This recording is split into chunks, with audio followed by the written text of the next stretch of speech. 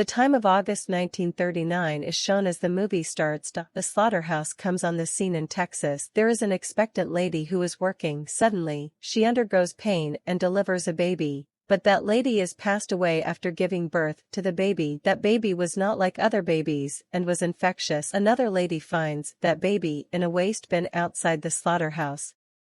The manager of slaughterhouse had disposed him in the garbage can. That lady returns to her house. Picking up that baby, she gives him identity and treats him as her own baby. That baby's skin is wholly spoiled because of the skin disease. So people used to make fun of him while teasing. So he used to keep his face covered every time. 30 years later, a dangerous infectious disease is spread throughout the town. Protecting from that disease, the townspeople start leaving the place except Leatherface's family. Leatherface's workplace slaughterhouse had also been sealed by health department. In spite of this, Leatherface does not leave that place and continues his work, but manager expels him forcefully. He was the same manager who had disposed of Leatherface after his birth in the garbage can.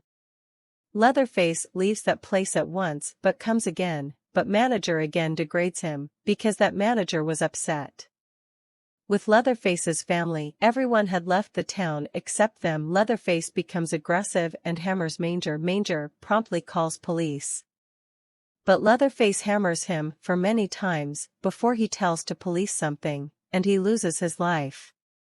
Afterwards, Leatherface lifts a lying chainsaw from there and leaves. After a while, a police officer arrives at Leatherface's house. Police officer asks him to raise his hands. At the same time, Leatherface's family member kills police officer with his gun. He was the father of Leatherface, who takes the identification of police officer. Then, he disguises as a police officer named Hoyt. They eat him that night. Here, that family specifies itself as cannibals. Then two brothers are shown. The name of one brother was Eric, and they are going for a trip with their female friends. On the way, they stop at a filling station belonged to Leatherface's mother. There are two motorcyclists who were staring at them. They drive away from there. Then they notice that a motorcyclist girl is chasing them, pointing a gun on them. She asks them to stop the car. Eric drives car speedily. While noticing it, he also begins to fire his gun, taking it out. Immediately, a cow appears in front of their car. Car loses its balance after being struck with it, and car is crashed. They are survived, but wounded badly. Eric checks that his friend Chrissy is not in the car but had fallen out of the car. Eric gets off the car to rescue Chrissy, and that motorcyclist girl points a gun at him. Disguised Hoyt reaches there before she kills him. Hoyt shoots down her, coming out from the car. Witnessing it, those friends are upset. Hoyt brings them out of the car. Eric finds Chrissy in the bushes, and he asks her to keep herself hidden there. Hoyt asks them to place motorcyclist girl's dead body in his car. He drives away, taking 3 of them in his car. Hoyt tells his brother through radio communication that I have captured 3 persons, and you may come here soon. Then Chrissy starts the car as they depart, but the car was not starting. Then she begins to search Eric's gun. Meanwhile, Hoyt's brother is also arrived on the scene. She quickly hides herself in the car. Hoyt's brother reaches there, driving truck loader. Chrissy glimpses gun in the car, but Hoyt's brother picks it before she takes, and he starts pulling the car through truck. Hoyt comes to his house after taking 3 of them. Then Leatherface leaves, taking that motorcyclist's dead body from there. As Hoyt calls him, those people are left shocked and scared, seeing him, because he was appearing not less than satanic. Hoyt hangs at a place of both brothers, while their female friend is taken inside by him. Leatherface is cutting up the dead body of motorcyclist in a basement. Meantime, Hoyt's brother also reaches there, driving a car, and Chrissy was also inside it. Chrissy was noticing every occurrence there covertly. Hoyt wraps Eric's face with the transparent sheet, which creates a problem in his breathing. Hoyt offers a chance to Eric's brother at the last time to escape. He says, do 10 push-ups.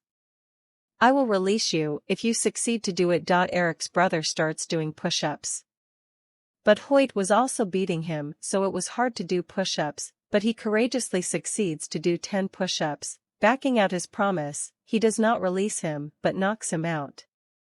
While beating him on the opposite side, Chrissy escapes to a road where she comes across the fellow being of that motorcyclist girl. Chrissy reveals that an unknown person has taken the life of your companion, and he agrees to accompany Chrissy. Contrarily, Eric somehow releases himself, hiding his brother somewhere. He moves to a basement in search of his female friend. There are 2 ladies inside who were Leatherface's family members. They had tied Eric's friend under the table. Eric frees his female friend, using a knife. She says to her friend quickly, giving the car keys, "Go and start the car hurriedly." Then he moves to rescue his brother. His friend starts the pickup truck, but Leatherface pulls her out with a meat hook, letting go his brother. Eric himself faces Hoyt.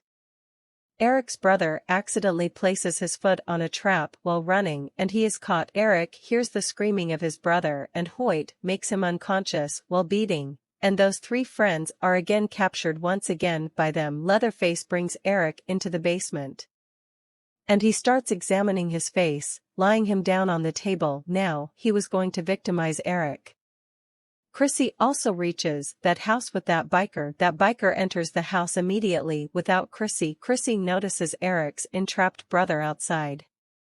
He tells Chrissy, "Both of our friends are in the house." Hearing it, Chrissy intrudes in the house. Leatherface is cutting up Eric in the basement. It is such a pathetic way. Chrissy hears the shouting of Eric, and she reaches at the door of basement. Following the pitch of sound, Leatherface goes upstairs, taking his chainsaw, and Chrissy covertly moves to the basement, getting a chance. Chrissy catches the sight of Eric, but he was left in worst condition by Leatherface, and Chrissy begins to release Eric. He begins to fire his gun on Hoyt furiously, but Leatherface attacks him. Coming there, he pushes that biker to that chainsaw, and he turns on the chainsaw, and that biker is dissected with that chainsaw. Chrissy is trying to free Eric, but of no use, and Chrissy hides under the table as Leatherface reaches there. Leatherface also dissects Eric, using chainsaw. Afterwards, he starts removing his skin with a knife. He prepares a flesh mask after stitching that skin, and he himself puts on it. Here he takes the identity of Leatherface. Coming out, Chrissy runs away from there. Suddenly, she hears the shrieking of her female friend. Here she could escape, but she retreats to rescue her female friend. Hoyt's brother was suffering foot pain because he was shot by that biker. He requests his brother Hoyt, "Relieve me from this pain and help me." He says to Leatherface, "Perform a surgery." Leatherface turns on the chainsaw and dissects his one of the feet. Hoyt says to Leatherface, "I am not liking this structure of his body. Level both of his feet." Hearing it, Leatherface also dissects his other foot. Chrissy comes to her female friend, but Hoyt catches her sight. Hoyt makes Chrissy sit on the dining chair, and that family was going to dine. At the same time, Leatherface arrives there, and he kills Chrissy's female friend, cutting her throat. Now he begins to take Chrissy towards basement, but Chrissy hits his back with a screwdriver. As a result, Leatherface leaves her, and Chrissy goes outside the house, breaking the window. Leatherface follows him, taking his chainsaw. Eric's brother attacks Hoyt, coming into consciousness. He breaks Hoyt's teeth, beating him down. Chrissy hides in a barrel, holding a knife. She scratches his face with that knife as Leatherface comes to her, but Leatherface is not impacted by it, and he begins to dissect Chrissy, lying her down. Meantime, Eric's brother approaches, and he kills him, thrusting chainsaw into his back. Chrissy immediately runs away. She leaves. Sitting in a car, she glimpses police officer with his car on the road, and she feels comfort. Suddenly, Leatherface kills him from car back seat, thrusting chainsaw into her. The car crushes the police officer and another man. Leatherface gets off the car and moves to his house with his chainsaw. Only one girl is survivor among them. She reveals the fact of this family to police. Senior police officer raids there and asks the whole family to come outside, raising their hands. Then area's mayor with his entire team reaches there, and they assault Leatherface's family without any consideration. Leatherface's house is set on fire and each member of his family is killed alongside. The whole incident occurs in front of senior police officer, but he is unable to take any action. Police officer observes an alive family member of Leatherface, who is seen holding a baby. That lady pleads for help from police officer, but that police officer shoots down her without helping. And he also takes that baby. Having no baby, that police officer adopts that baby girl, and he brings that baby girl to his wife. That baby girl had a birthmark on her body. It means that she belonged to Leatherface's ancestry. Many years later, a girl named Heather is shown. Heather is the same girl who was adopted by police officer, and who belongs to Leatherface's ancestry. They bring up Heather as their own daughter. One day, Heather receives a letter with the written statement that Heather's grandmother has passed away. And Heather is the owner of the property. Heather was understanding nothing, because she had no grandmother. So she asks about it from her parents. Then the reality is exposed before her, as she is not their biological daughter, but they had adopted her. Being worried, she is infuriated, hearing them. Then she leaves the house. She tells her male friend coming to him, "I am going to a town, Texas. My grandmother resides there," and her friend agrees to accompany her. And Heather's other two friends are also ready to go with her. They stop their car at a filling station located on the way. A boy confronts their car as Heather's friend starts driving. That boy is also moving at the same place, so they give lift that hitchhiker. They reach at Heather's grandmother's house location in the morning. All are left astonished, witnessing Heather grandmother's property. Because they had thought that there will be small area of land, but it was a grand house. Heather also meets a lawyer there. He hands Heather over the house keys and a letter written by her grandmother before her death. That lawyer suggests to Heather, first of all, read this letter, because it is obligatory. Heather asks him, "How did you search me out?" He replies, "When were you lost?" They find a grand building. Going inside, there were high-priced belongings being owned. Heather is very excited, because she was the owner now. Heather moves to the backside of house. There was the graveyard of that family, where she sees the grave of her mother along with grave of her grandmother. Being excited there, her friends say that they will stay here tonight. The wanderer whom they lifted on the way also wanted to stay there with them. Heather agrees for it. All friends go to market to purchase commodities, but that wanderer does not accompany them. He says, "I will clean the house until you go to market." They all friends leave to market, but that wanderer begins to fill his bag after stealing costly things. Rather than to clean the house, he starts to search for a key of a big lock after robbing, thinking there is a great treasure inside. He also finds that big metal door. He tries his best to unlock that metal door, but it was strong one, so it is not unlocked. He is sure that there must be a treasure inside. He goes to arrange tools in order to unlock this door. Then Leatherface hammers him and puts him to death. Coming from backside, Heather meets a police officer who begins to talk with her. Then that mayor approaches there who had ended Leatherface's family. He also starts interrogation from Heather, knowing about the ownership of house. Mayor requests to Heather that she may sell the house to him. Heather leaves after rejecting the suggestion. Coming into house, all friends notice that wanderer has run away while stealing everything of the house with keys, but Heather's friends don't get worried and also ease Heather. Heather's friend is cooking at night and he also finds that unrevealed metal door. He is going to call that wanderer, but Leatherface was running towards him from his front side. That wanderer tries to escape from there, but Leatherface captures him. Coming there. He goes, taking him. His friends cannot hear her voice, because loud music was playing upstairs. Heather is in her grandmother's room, and she is detecting the luggage of her grandmother. She is afraid, looking at a mirror, because there was her grandmother's dead body behind it. Running from there quickly, she begins to search out her friends, but she finds no one there. Then she moves to the kitchen where she encounters Leatherface, who was cutting up the fingers of someone for cooking. He knocks Heather out while catching her. Heather finds herself in the basement, waking up. Leatherface is dissecting that wanderer's dead body, while he hangs Heather's friend on the meat hook, and he dismembers him, cutting with the chainsaw. At the same time, Heather escapes from there. Getting a chance, Heather hides in a coffin to save herself, but Leatherface catches her sight. He strikes the chainsaw in the coffin. Hearing the noise, Heather's both friends also come outside. Now Leatherface goes after them.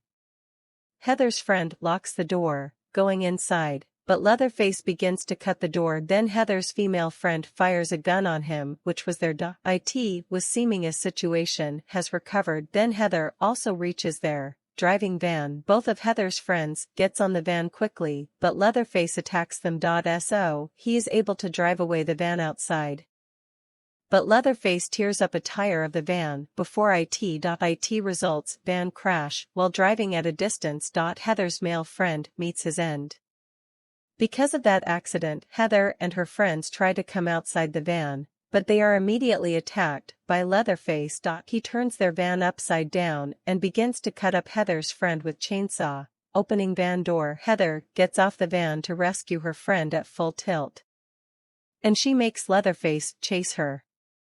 While running, she reaches a festival, and Leatherface also comes after her. They all are scared. Witnessing Leatherface, Heather suspends with a wheel to save her while Leatherface is awaiting for her. Standing downside, Heather descends, and Leatherface was also equipped, turning on the chainsaw. Meanwhile, a police officer arrives there, and Leatherface flees, throwing his chainsaw on him. That police officer brings Heather to the police station. At the same time, that mayor also comes there, and both police officers have to depart. Being alone there, Heather starts investigating those documents, and the reality of her family in town is revealed. How was her family rooted out? Everything was an open book before her. On the opposite side, senior police officer is telling to Mayor that Heather has seen Leatherface, but Mayor suspects it. He says, "We had ended the entire family of Leatherface." Mayor instructs a police officer to go inside who was standing near Leatherface's house, and Mayor was also able to view the scenes through a phone. Police officer reaches the cellar while tracking the blood stains. He finds their mutilated dead bodies. Police officer feels uncomfortable witnessing the dead bodies. So he wanted to leave rather than to move ahead. He begins to leave briskly after disconnecting the call, but he is victimized on the way by Leatherface. Mayor comes to Heather in fury and knows that Heather has escaped from there. Mayor makes his mind that Leatherface's last family member Heather should also be killed. Heather calls her lawyer, who asks her to come in the pub. Heather meets that lawyer, who asks, "Have you read that letter?" He tells, it was important to read that letter. But Heather had not read that letter. That lawyer tells Heather, "The killer of your friends is Leatherface. He is your kin," but Leatherface is unaware that Heather belongs to his ancestry. Mayor reaches there. His lawyer begins to take Heather from there. Lawyer makes Heather run while giving a knife to her. Heather runs outside, but Mayor's man hits her with a car. Heather attacks him with a knife as he comes close to her, and she escapes from there. Heather encounters a police officer and she tells him, "Mayor is chasing me." He instantly gets her in the patrol car. That boy tells his father, Mayor, that I have captured Heather. Then Mayor says, "Bring her into the slaughterhouse where they will kill Heather." Mayor reveals to senior police officer, "I am going to end Heather, the last family member of Leatherface." Leatherface hears it all and leaves, taking his chainsaw. Mayor's son binds Heather, taking her inside. Meantime, Leatherface also reaches there. He notices a birthmark on Heather's body as he is about to kill her, and he comes to know that Heather is my cousin. It means she is the last member of Leatherface's family.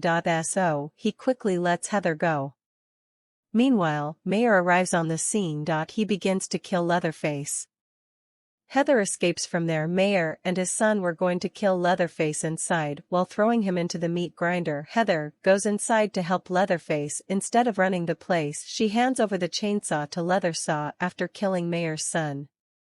Senior police officer also reaches there as Leatherface is about to finish Mayor. Mayor asks for help from senior police officer, but in vain, and he wanted to witness all happenings. Leatherface ends Mayor, throwing him into the meat grinder. Senior police officer departs. Leatherface and Heather return to their house together. Now Heather reads her grandmother's left letter. There was written, "You are the owner of entire property, but you have a responsibility over you as your cousin lives in the cellar. He will guard you. And you will have to take care of him in return." They both cousins are united and the ancestry maintains. The movie also completes with it. Thank you for watching.